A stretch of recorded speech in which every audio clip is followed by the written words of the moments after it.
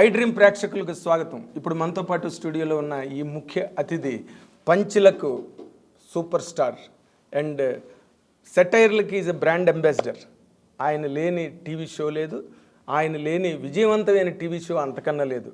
Cinema ఇండస్ట్రీకి సంబంధించినంత వరకు ఆయన అందరికీ చాలా అపురూపమైన నటుడిగా పేరు తెచ్చుకుని చాలా గొప్పగా విజయపథంలో సాగుతున్నాడు. అతను ఎవరో కాదు, హైపరాది. మీరందరూ అభిమానించే హైపరాది ఇప్పుడు మా ఐ డ్రీమ్ స్టూడియోలో మాతో పాటు ఇంటర్వ్యూ కోసం వచ్చారు. Let us welcome with both the big hands. Welcome.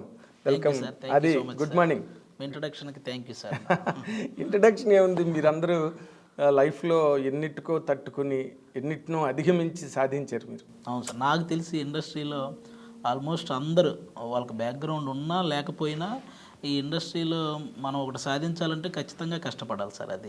అది తమ్ముళ్ళే, ఎవరికి వడ్డించిన విస్తర కాదు. అవును సార్, అవును. పెద్ద పెద్ద కుటుంబాల్లో పుట్టిన వాళ్ళు కూడా, అవును సార్, వాళ్ళు కూడా చాలా కష్టపడి ఇప్పుడు ఇప్పుడు రామ్ చరణ్ కానీ, అల్లు అర్జున్ కానీ, మహేష్ బాబు కానీ, వీళ్ళందరూ జూనియర్ సూపర్ టాలెంట్ ఉంటే కానీ ఎంకరేజ్ చేయరు సార్. ఎంకరేజ్ చేయరు కాదు, అసలు మీరు వెలుగులోకి రావడమే కష్టం. అవును సార్, అవును. ఎక్కడో మీద ఒక స్పార్క్ ఎగరగానే అందరి దృష్టిలోనే పడుతుంది అది.